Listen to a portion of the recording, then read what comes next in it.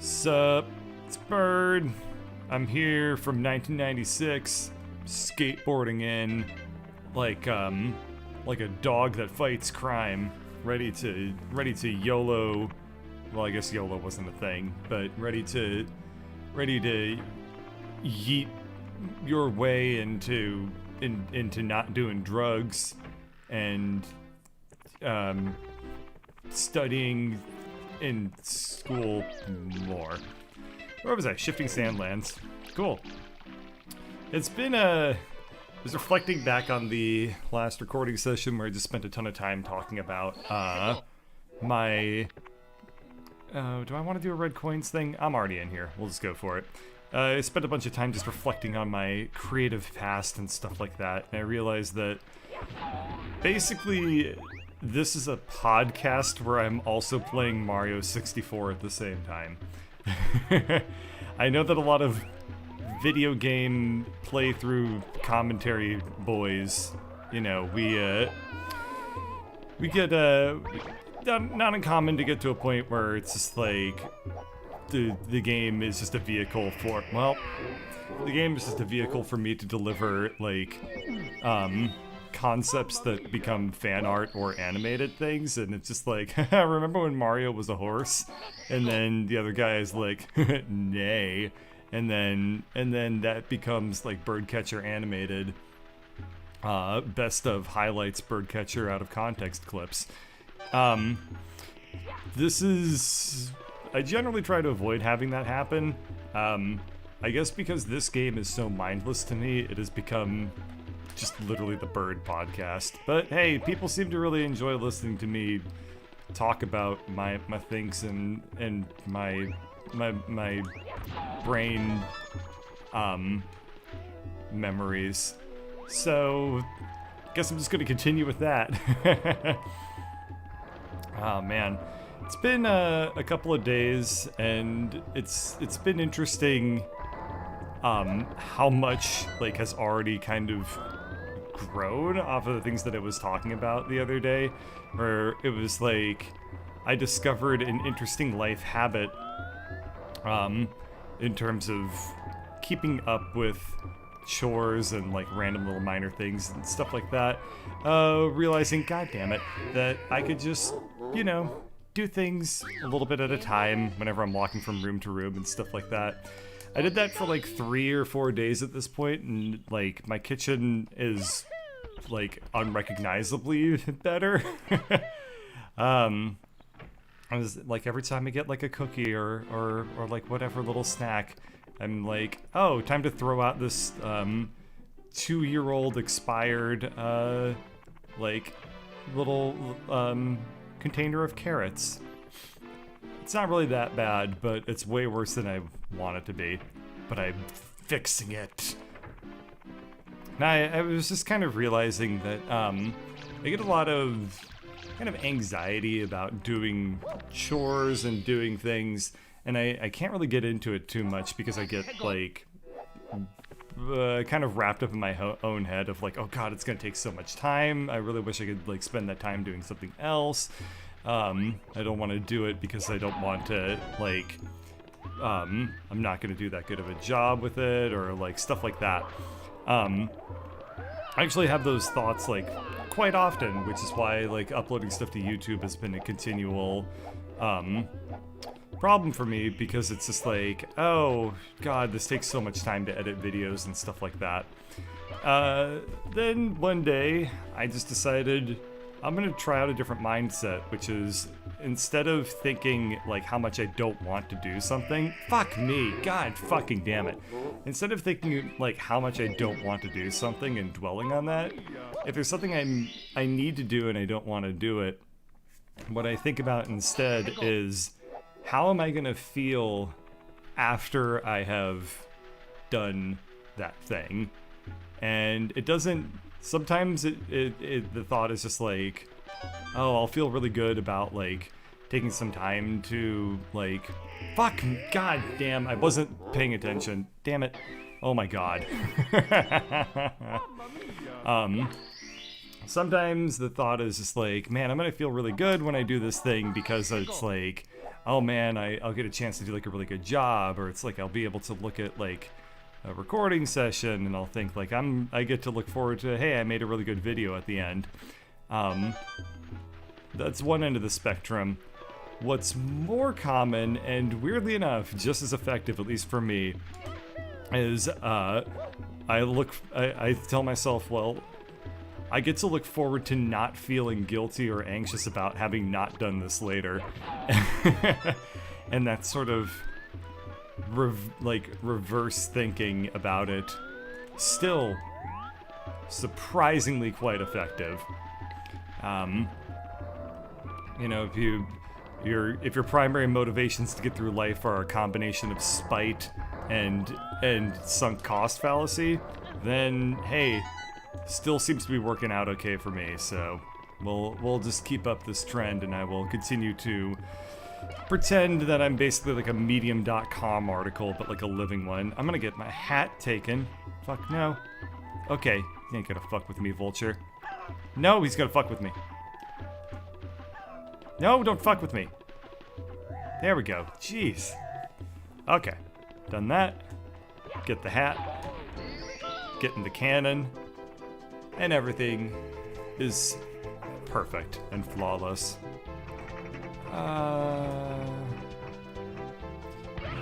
Yeah, it's really interesting. I sometimes... This is so meta. This is just a very meta day, apparently. But I was trying to think of, like, you know, what to talk about, because I'll often think ahead of time, even on nights when I don't end up streaming in the end, I'll still, like, throughout the day kind of think, like, okay, if I'm going to stream, what am I going to talk about today? And I have to sometimes be like, oh shit, I am not sure if I can actually think of anything to talk about. And, you know, damn it. This tree does not ever seem to fucking work. Teleporting actually removes your hat. And so it's interesting because, like, as I try to think about things to talk about, sometimes I wind up in a position where I'm like, well, I can think of a bunch of things that I shouldn't talk about or don't want to talk about, and then it's like, And one of those things is meta commentary. So, as you can probably tell, I've definitely broken a shit ton of my rules today. Well, that's okay. It was interesting because, you know, for whatever reason, people really did seem to connect a lot with, like, talking about the creative stuff, so... I don't know. Let's, I don't actually know where the red coin was, so... or where the star ended up being, so I'm gonna go back to the cannon. I'm gonna fly around a little bit while I try to figure that out again. I don't know. It's kind of funny to me when you... There are certain people that, like, their commentary oftentimes just boils down to them telling stories from when they were kids. There's so many people that, like, make their careers kind of doing what I'm doing right now, in some sense, where it's like they play video games, but at the same time they talk about how high school was for them. Oh, fuck this one. Pyramid Puzzle is probably one of the worst stars in the entire game. And I don't mean that in its difficult, I mean that as in it's incredibly dull. I don't know. Positive thinking, right? How happy am I gonna be having completed this star instead of focusing on the negative? There you go. That's how you do it. Okay. I don't even remember how to do this star super well. Anyway, so...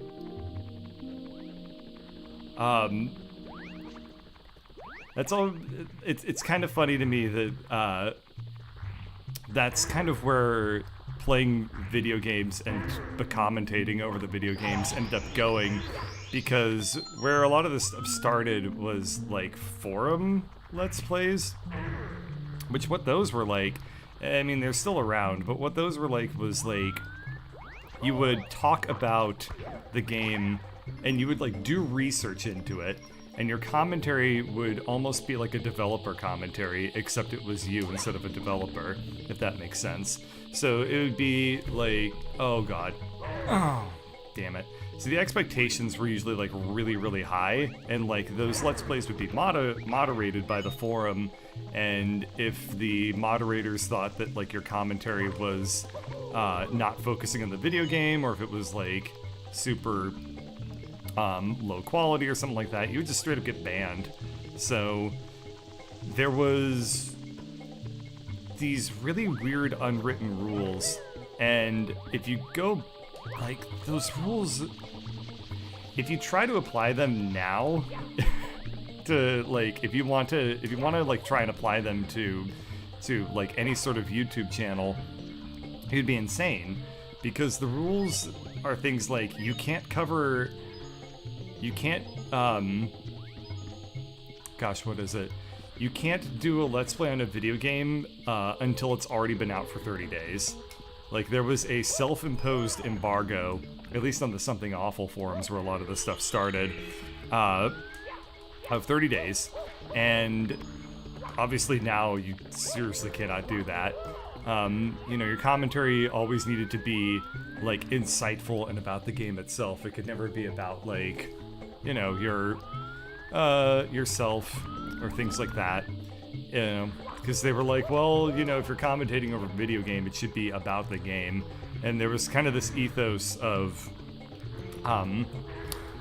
the whole point of playing the video game and commentating over it is like, you're just there to be a voice rather than a personality. And the game itself was supposed to be like the star, if that makes sense.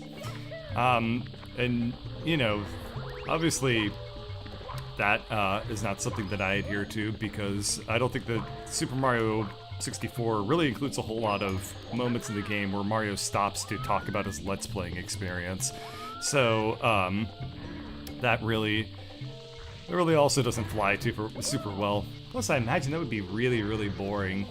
I guess, it would be almost like, if every Let's Player had to also be Did You Know Gaming. Oh, fuck. Oh my god, I landed on the one platform that would have given me damage, and I'm back at the bottom, damn it. I hate this star. I hate this star so much. Lord, how do I even get out of here now? I gotta go over here. Okay. Let's spam the damn jump button too. Everything sucks right now. Okay, so like that was the thing, right? And I think, so I got into my head like really early on that that's like what you're supposed to do, because, well, that's what you're supposed to do, and those were the rules that you had to adhere to and stuff like that. And so I would get a lot of anxiety for actually a pretty long time, thinking like, oh god, what do I talk about? Because there's so many rules about what you're supposed to talk about. And I still like have to think sometimes like, you know, it's okay to like talk about like to not focus on the game for like really long periods of time, and clearly that's what I'm doing right now. But the other thing, there's one rule of commentary that I try to never do, which is talk at length about like the behind the scenes sort of stuff. Not so much like, you know, talking about the nature of giving commentary, but more like talk about oh fuck, oh god. Talk about things like setting up the tech and I don't know, when your commentary becomes purely about the experience of doing commentary and like what the realities are around that. Like some people they lean so much into that, and it makes sense, right? Because for a lot of people that do this for a living, you know, this is what they're surrounded by, is like interacting with people and the difficulties of that. I don't know. It's just something that whenever I get onto that topic, I try to get off of it as quickly as possible. And that's basically the only rule that I really try to adhere to at this point. But at the same time, it's sort of like when you're commentating over something like Super Mario 64, I have to also think to myself, like, there are people that know this game and are way better at this game than I will ever be. And I have to then think, okay, why would anyone care about watching me specifically, like, do this? And God fucking damn, why do you watch me? Do you watch me to see this moments like this, you sadistic fucks? When I fail and have to go up the pier. God, my jump button's getting stuck. Okay, come on. A button. Okay, hang on. Just gonna whack my controller for a second there. And I don't mean that to be a euphemism, though. If you want it to be a euphemism, feel free to draw some fan art of that. Gosh, I totally lost my train of thought. Yeah. So I have to think to myself, like, okay, well, what do I offer that's that could be interesting? And then I'm like, well, don't got any of that. So then I have to think, like, okay, well, what about me can I pretend is interesting?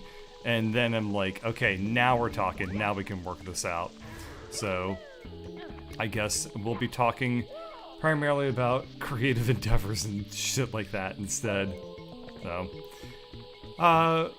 with that all said, if a green-shelled Koopa Troopa walks off a cliff and the red ones could turn around, what would the blue-shelled ones do?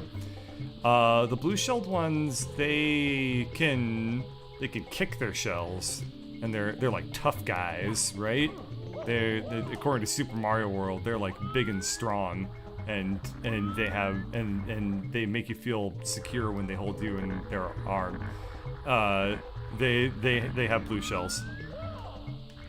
Or if they're like spiky blue shell boys, like they're some kind of superior Mario Kart boys, then I guess instead of like walking away from and turning around whenever they're approaching a cliff, they just like fucking zoom at it and nuke the cliff, or just zip straight down as soon as they go over the cliff. There you go. That's the canonical official answer from me, and I have absolutely no authority, but you know, that's what fanon's all about.